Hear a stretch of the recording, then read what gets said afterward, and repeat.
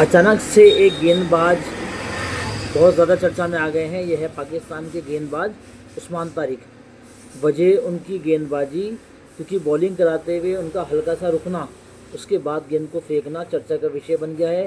ये स्पिनर गेंदबाज पाकिस्तान के लिए इस क्रिकेट में एक कह लीजिए चर्चा का विषय इतना ज़्यादा हो गया है कि हर तरह से इन्हीं की बात हो रही है। और क्रिकेट जो है जगत ये दो हिस्सों में बढ़ गया है, कुछ उनके सपोर्ट में है और कुछ उनके विपक्ष में कह लीजिए। तो स्थिति ये है कि उनकी गेंदबाजी में हल्का सा डाउट फील होता है।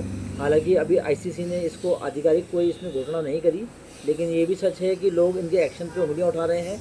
और ये ऐसा पहली बार नहीं है, क्योंकि जो नियम है आईसीसी का, उसमें कोहनी जब आपकी मुड़नी चाहिए तो 15 डिग्री तक ही वो कोहनी मुड़नी चाहिए। इनके केस में ये है कि जब ये बॉलिंग कर रहे हैं तो हल्का सा गेंद छोड़ने से पहले ये रुकते हैं। हालांकि उनका एक मैंने इंटरव्यू पढ़ा पुराना, उसमें उनका कहना है कि उनकी बॉडी कोहनी का जो स्ट्रक्चर है वो नॉर्मल इंसान की तरह नहीं है। उनके कोहनी में कोहनी है, मतलब दो कोहनियाँ हैं। और ऐसा ये पहली बार नहीं हो रहा है। इससे पहले हमारे ही देश के स्टार बॉलर जसप्रीत बुमराह पे भी शक उठ चुका है उनके एक्शन की वजह से। हालांकि बाद में आईसीसी ने उनको क्लीन चिट दी। ऐसा ही शोएब अख्तर के साथ भी हुआ था। वो भी जब बहुत स्पीड में बॉल फेयर करते थे तो उस बात में स्टार्टिंग में उनके ऊपर भी शक किया गया, लेकिन बाद में उन्हें भी क्लीन चिट दी। लेकिन ऐसा नहीं है कि इसके अलावा और भी बहुत सारे लोग हैं। सबसे बड़ा जो उदाहरण बताऊँ मैं आपको, श्रीलंका के स्टार गेंदबाज थे स्पिनर मुथैया मुरलीधरन।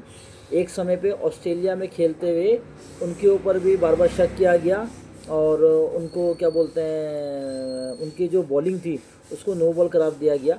उसके बाद किसी को शक था कि मुथैया मुरलीधरन जो बॉलिंग करते हैं वो थोड़ा स्लो फेंकते हैं।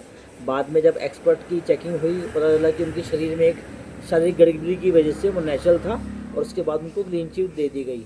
ऐसा ही इंग्लैंड की जैनी गन के साथ है।